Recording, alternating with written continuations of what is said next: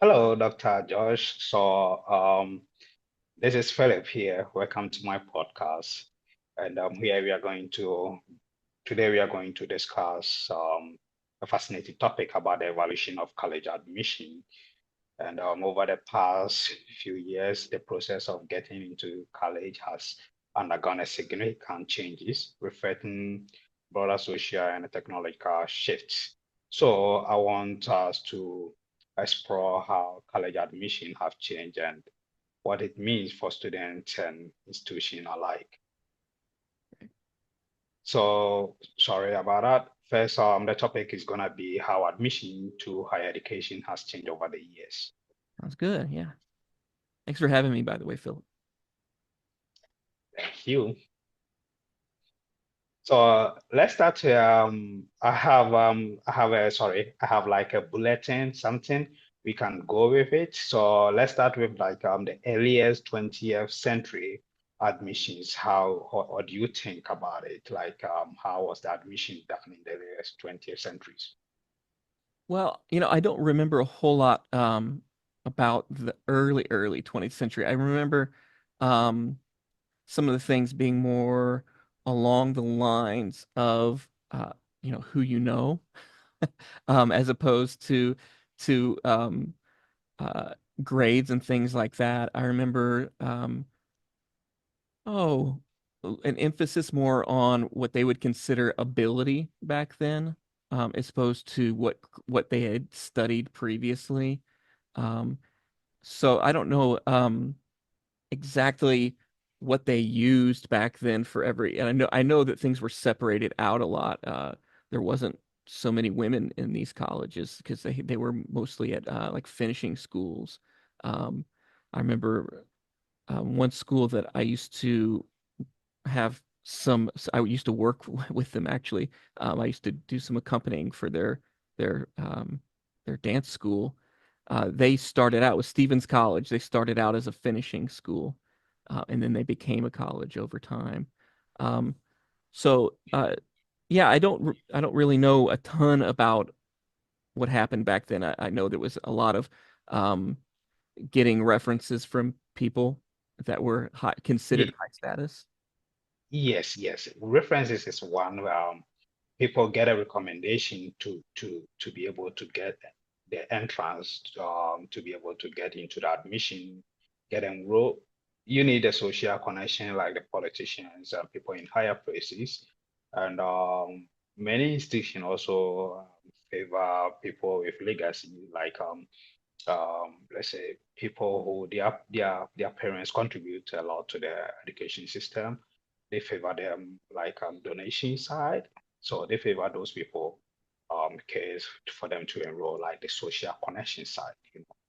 Yeah, that's how people were enrolled in admissions in the olden days. That's what I think. Right, right. And that's kind of along with the things that I've read and heard also. Um, there's a lot of, did you get it from your pastor or your church or the local doctor in town or the mayor or somebody considered high status, maybe a professor at the university or at a different university. Yeah, status was, from my understanding, someone with status vouching for you. And we still kind of use that, don't we?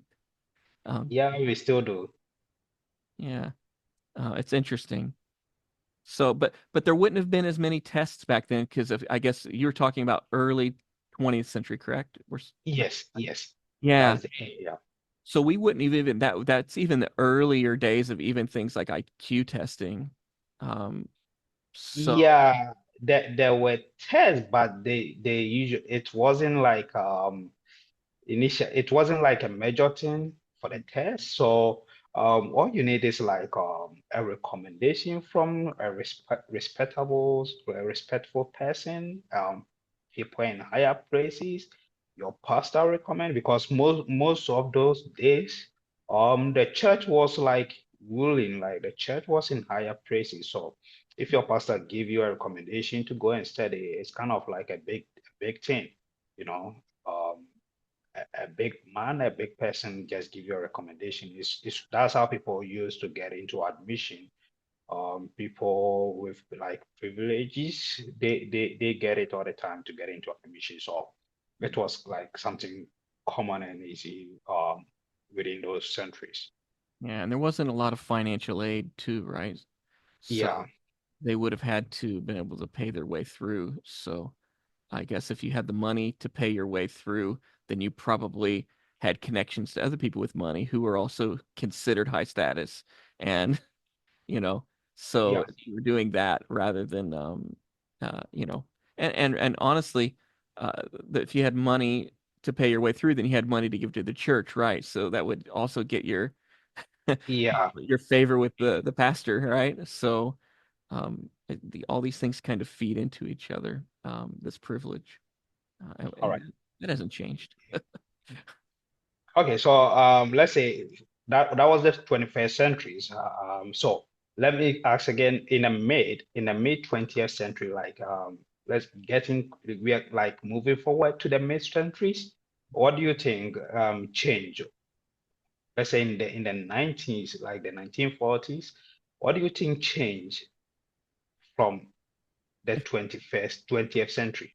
Oh well, I mean, you would have definitely had. I mean, the GI bill that would have been post World War II, so mid 40s. That would have been a big deal in the United States. Women were entering schools in greater rates at universities and colleges. So all of that would have changed. As far as admissions requirements, um, I think from what I recall, you would have started seeing some of those standardized testing things that would have been starting to gain favor from what I recall. Um, so the biggest things that I look at when I'm looking at the mid 20th century are just the social shifts um, and um, the some of it being because of just the changing social values, but also because of being post World War II, and all the soldiers coming back and them getting the opportunity to go to school because once you can pay for it, then it's easier to be admitted, right? Um, so and Yeah. that changed things a lot. So those are the kinds of things that I'm thinking of in my head when I think of mid 20th century. Okay. Okay, so let me add to it. They said there was a bill which was signed. They call it GI Bill, which was signed in the 1944. It was expanded to higher education for veterans, which was the like a leading to surge in college enrollment, something like that. Yeah. It said it marks the beginning of admission structuring process, how admission, because in the 20th one, the admission was not structured, you know, but so once the bill was signed, that now admission begins to be structured, like they have a target, they have criteria, and how they have to pick students on those kind of things. Yeah, and the changes and within that the change say in the 1960s and the 70s brought about social and political change, which include the civil rights movement, which pushed for more inclusive admission policies like the Higher Education Act of 1965 aimed to reduce educational disparities and increases funding for low-income students, impacting how colleges evaluated application. Like the rise was like helping people with low income, people who who who in their life things they would never be in college because of maybe how are they going to fund it. So the rise brought in about all these kind of things to relieve people from low income sectors where they can be able to afford if they qualify for they qualify for the scholarship or the low income policies to be enrolled in college so that they can study. So in the mid 20s, all this kind of policy and changes came about and helped people in low class areas, sectors to be able to go to college. Right. And then yeah, some of the changes of um things with to do with race and things like that opened up the schools a lot too as we went further in time. I look at that as a big deal too. It's 60s, 70s, especially, but it continued and continued to open up a lot of doors for more and more people. Do you think maybe when we look back at 1940, because the GI Bill, do you think that part of the reason the admissions might have changed and they became more structured was because of the large influx of people applying that now had the money to go to school? So they had more people applying, so they had to be more structured in the admittance. What I think is like the bill was signed because I think um, if they continue to favor people with privileges and for them to study and leave people has a brilliant idea no more than people with privileges who are even in the colleges. So I think they found out, maybe probably they found out um, if they focus on people with privileges like that, and most of them don't do anything, don't help the society, like study to extend their knowledge to help others. But people with low income, people who has the idea, who has the vision, and they aim to do something, but can't go to school, have the potential to do something.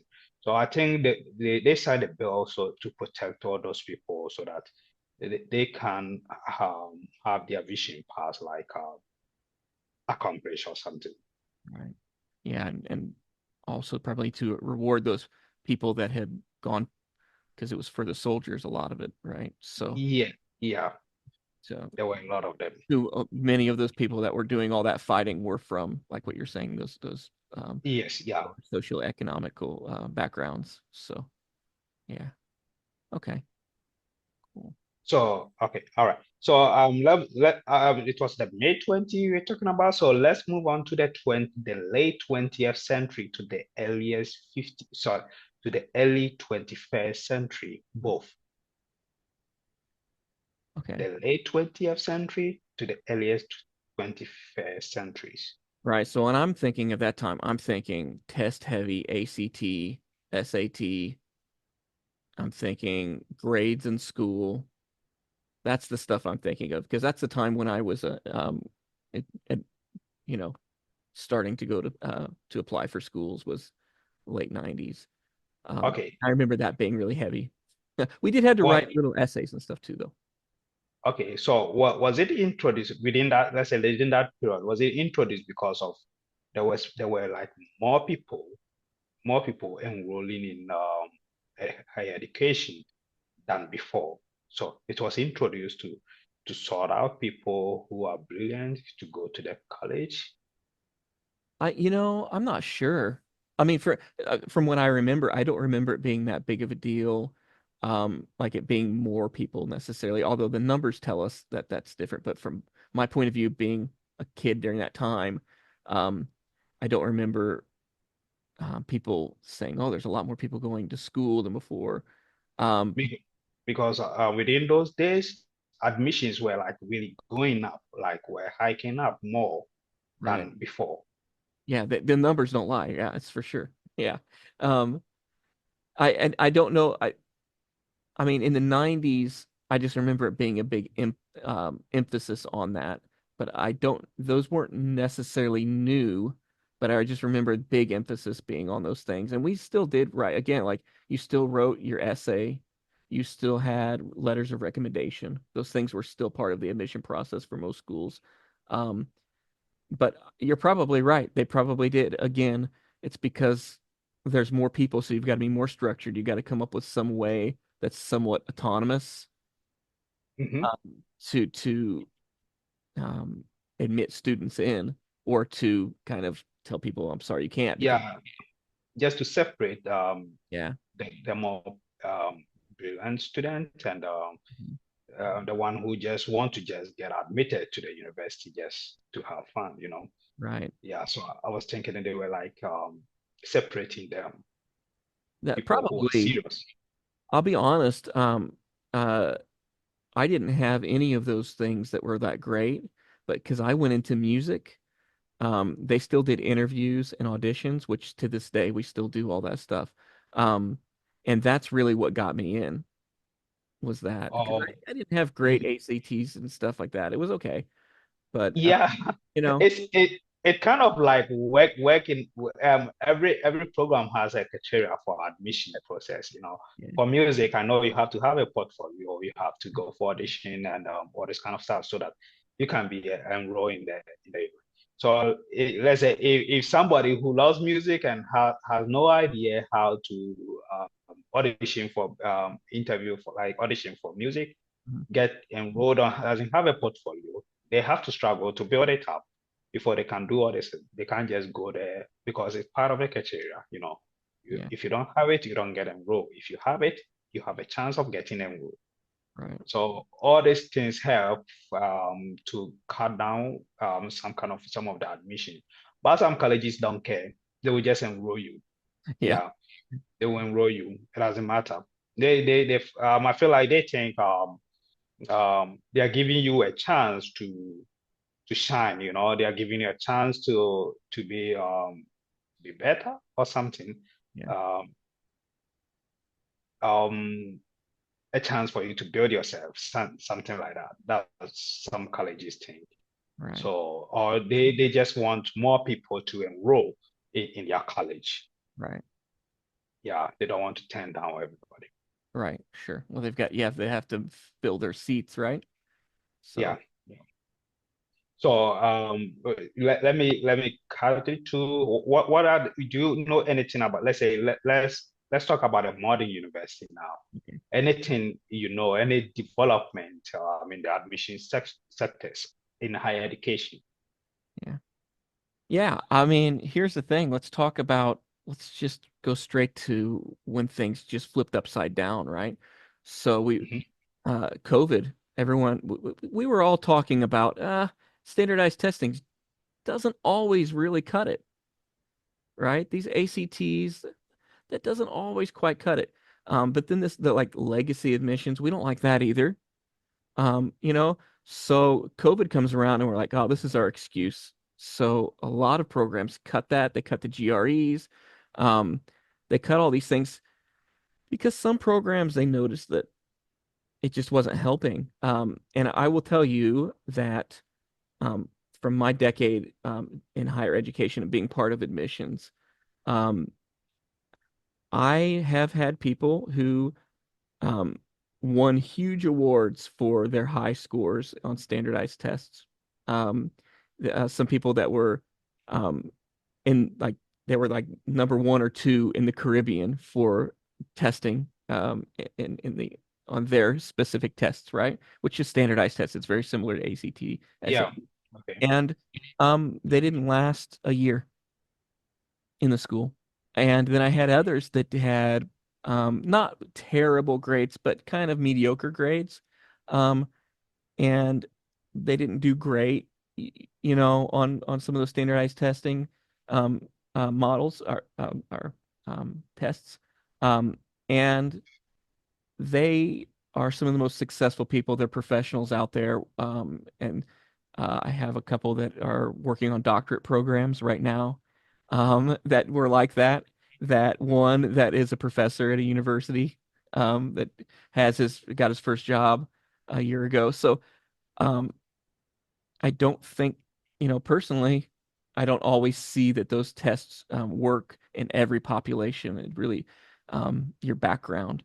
Um, doesn't always lend itself to an aptitude for standardized testing, but sometimes lends itself to a certain type of out of the box thinking or I like lateral thinking that is very different from what we have as the vertical thinking skills, which is very great for standardized testing. Um, and it lends itself better to the workforce, but not so much for school. Not all depends how school works, and how the program's written. But if it's in that vertical standardized test, binary on off, it's right or it's wrong kind of thinking, um, vertical thinking thinkers are really great. They have an aptitude for it, but the lateral thinkers not so much. But the lateral thinkers are getting these jobs that requires them to have creativity, and they're very successful outside of school in the professional world. In certain professions, and for me that makes sense, right? Because I'm in music, um, so having that way of thinking works. But also we find that Apple and Google, some of these tech giants, are hiring for that also. So I think that you know I see it personally too, that shift. Um, and I think I would like to see us switch it up a little bit. I know some schools are starting to go back to ACT, SAT, and some of those things.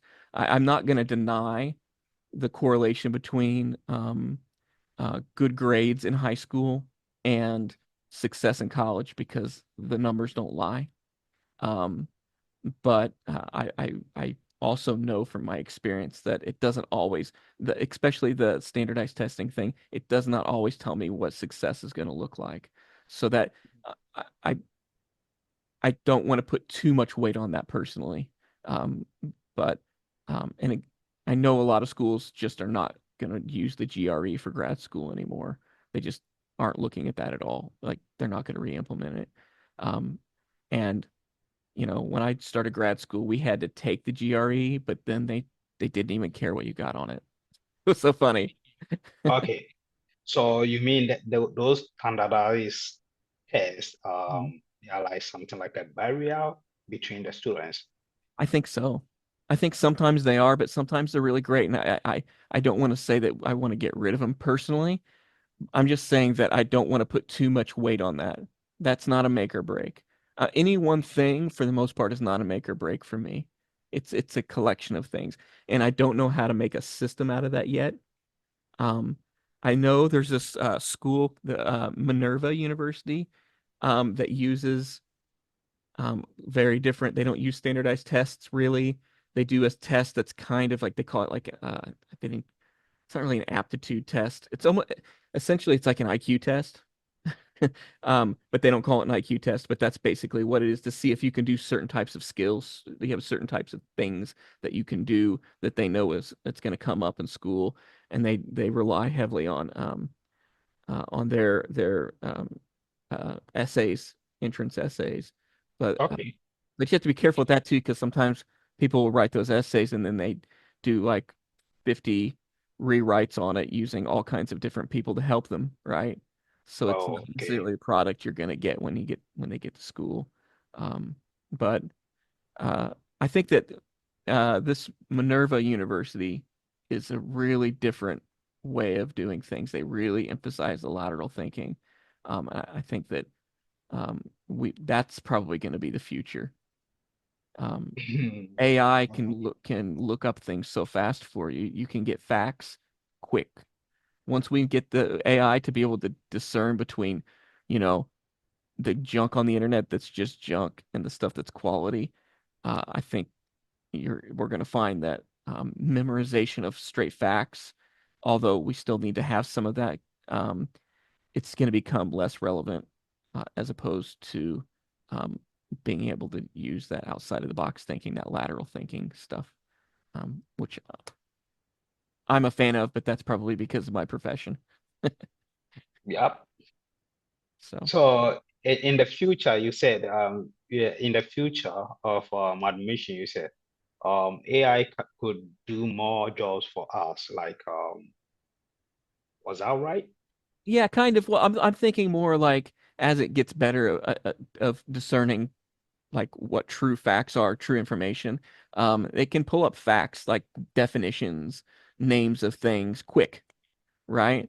But it doesn't always tell it. I don't know that it will always be able to tell us the information around of a fact, which is more important, right? There's this great book from the 19 late 50s called How to Lie with Statistics.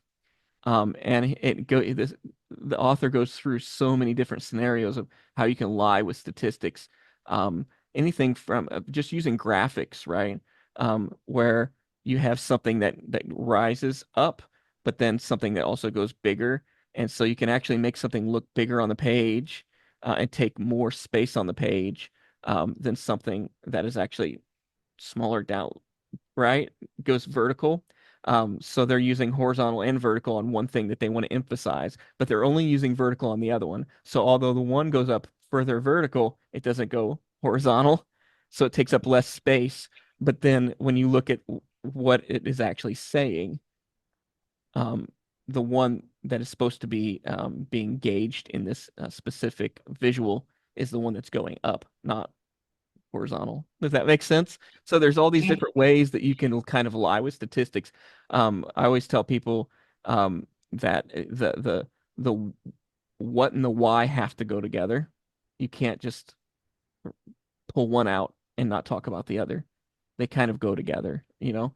Um, yeah, so I think that AI doesn't tell us all that stuff. It can get us gather some information, and I think it'll get better at that. But what I'm saying, I guess, is that um, that just rote learning and regurgitating of facts is just it's going to go down further and further the relevance of that. Um, so I think we have to start thinking about what are the real important facts that people need to know, the core knowledge of any given profession, any given, you know, skill fact. The core facts are more important because AI can do that. you know, Uh, yeah, yeah, and what did Einstein say? If I can look it up in a book, then why would I memorize it? Right? yeah. You know. So that's AI can look it up in the book really fast. All right. Okay. So I just want to summarize everything if everything up for you to see. If I missed something, you let me know. So we started from the 20th century to the mid and the earliest 21st and 21st century and the future, how you think about it. So, by addressing the earlier century, how admission came by, like people go for the admission. You can't. It wasn't easy to get into the admission in the 20th century. You can to get into the admission, you need the recommendation. You need somebody to recommend you, person from higher places. You need a favor from somebody to recommend you to go to school in the 20th century. And coming all the way to the mid-century, things started changing when there was a world war and the soldiers who fought and they have to write a bill to change the admission process so that those veterans who died their kids and their offspring can enter school because of the low income so that they can just enter school, study and get something up. And so admissions started being structured with it from that day. So now, and it keeps being structured because it never finished. Every day, every day, every time, and a new idea every year, new budget, new idea, new admission process. So every day, every year, it keeps getting structured. And so you coming to the mid, the yeah, to the late 21st centuries. We also mentioned something about what did you said? We didn't talk. We didn't say anything about diversity of student bodies Well, in the. I guess, yeah, now I suppose that's the thing about you did mention pulling back barriers, right? The ACT with the barriers. That's one of those Yeah, yeah, barriers yeah, that actually yeah, shows um and yeah. across racial backgrounds. So that actually could be a mention. We just didn't attach it exactly to race, did we? Mm, okay. But it is. All It right. can. It can be. All right. So and the recent development also you talk about the test optional. Sorry, you talk about the test and also you also talk about using AI to do most of the works in this I mean the recent development in the future both like AI is kind of like really helping structure something out not giving most of a junk articles or something so it just goes straight depending on how you type to research research things for you you get answers really easy without even going to read the books or everything. So um, those are the things we talk about, right? Yeah, absolutely. So just gonna wrap things up. To summarize everything up, a lot has changed over the time. So um, from the olden days being like only privileged people can be in the university, can be in the college by being recommended. And I can say up to now, people still recommend to some people, depending on your background, you can even get into admission really quick than somebody. Yeah, it's still there, but it's not like 100% active, you know. Yeah. So a lot has changed from the early 20th to the modern world. A lot has changed in the admission section where it has been really structured, including the program outline, where it has been modified to fit some students to study to get a professional license and certificate or their degree. And yeah, a lot has changed over the time. Yeah.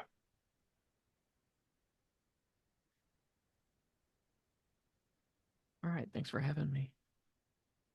Yeah, sorry. Well, uh, okay, so yeah, a lot has changed over the time for the moving from the 20th century to the 21st century. And I thank you for your input, Dr. Josh, for providing me more details also and being here with me. And I hope this explanation help other students also to get an idea about how education has changed over the years. All right, thanks. Thank you. All right.